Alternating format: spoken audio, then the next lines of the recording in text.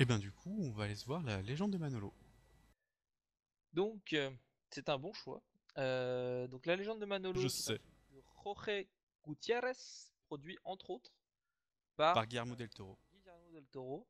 La bande-annonce, elle a circulé il y a un moment, on la voit plus trop, mais elle a circulé tout en début d'année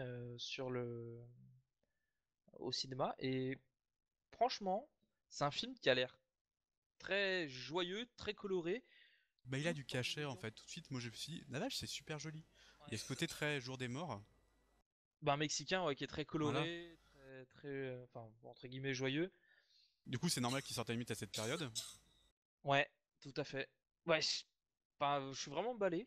Après, je sais pas du tout. L'animation, l'histoire, c'est une histoire d'amour assez simple, mais bon, ça a l'air d'être joli, d'être bien fait. Mm. Que demander de plus? Voilà, avec Del Toro un peu en arrière, on peut s'attendre à quand même quelque chose d'assez bien fait, donc. Eh ben, donc on va aller le voir, hein, parce que j'ai hâte.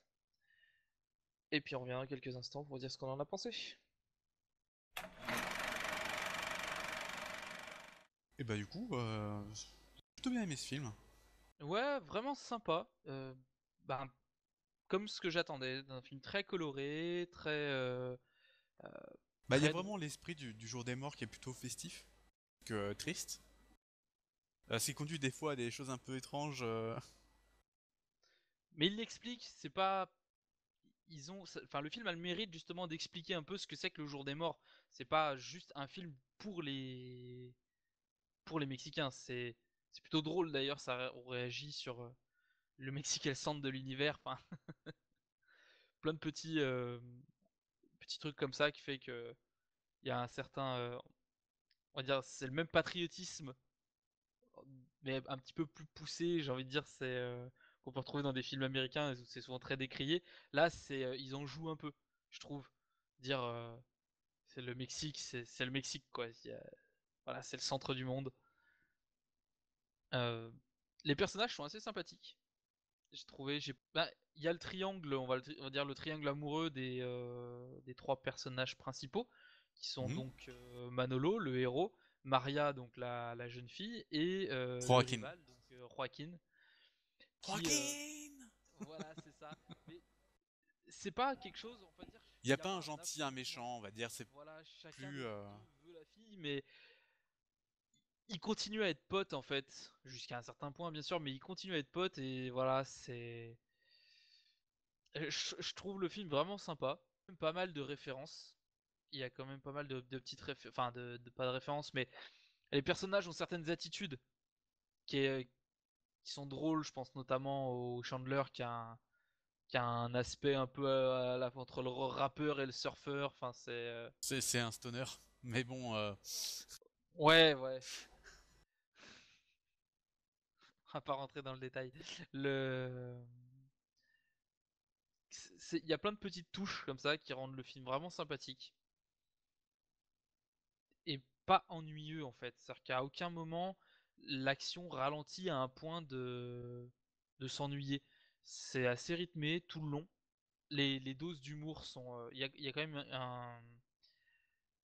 une lecture à double niveau sur quelques trucs, notamment sur les personnages qui sont morts.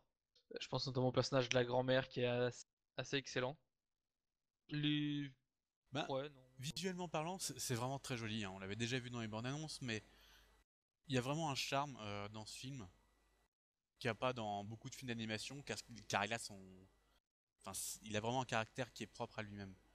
Le côté d'utiliser des petites marionnettes mexicaines Ouais, mais pour faire j'avais tourner pas cette remarqué en fait. histoire, moi je trouvais vraiment ça génial. Je l'avais pas remarqué dans la bande-annonce, mais c'est vrai que l'histoire est racontée à travers des figurines et c'est justement les figurines qu'on voit bouger en fait dans l'histoire. Et j'ai trouvé ça sympa. Ils sont même allés jusqu'à montrer des nœuds dans le bois des figurines chez les personnages. J'ai trouvé ça très sympa. Mm. Je veux dire, ils ont poussé pas mal le détail. Après, les petits problèmes que je dirais, c'est sur certaines musiques, certaines reprises qui sont pas la meilleure des idées. J'aurais voulu quelque chose qui sonne plus mexicain, plus. Ça m'a pas dérangé, honnêtement. Effectivement, on aurait pu attendre des trucs un peu plus typés, mais Ça m'a pas dérangé. C'est au contraire, je trouve que c'était assez fun en fait d'avoir l'aspect, enfin dans l'histoire. Donc le personnage de Manolo est un fils de torero, petit-fils de torero, arrière-petit-fils de torero. Enfin, en gros, il sort d'une lignée de torero. Il veut pas faire ça. Il veut être mariachi. Et ce qui est drôle justement, c'est peut-être ce décalage avec le fait que il veut marquer la musique de son, on va dire, de son empreinte, et il crée des trucs qui sont pas du tout en raccord avec son univers. J'ai trouvé ça sympathique, ça m'a vraiment pas dérangé d'avoir ce genre de choses. Donc après, c'est vraiment à l'appréciation de chacun, je pense. Bah en tout cas voilà, c'était une bonne séance, moi je conseille vraiment un peu à tout Ouais. le monde, c'est vrai que ça sera enfin bien mieux pour un public assez jeune. Après si ça vous tente, n'hésitez Y a pas. quand- Et donc, ben, je pense qu'on a fait le tour, donc ben, on va vous donner rendez-vous tout simplement à la prochaine séance. Ciao! Au revoir.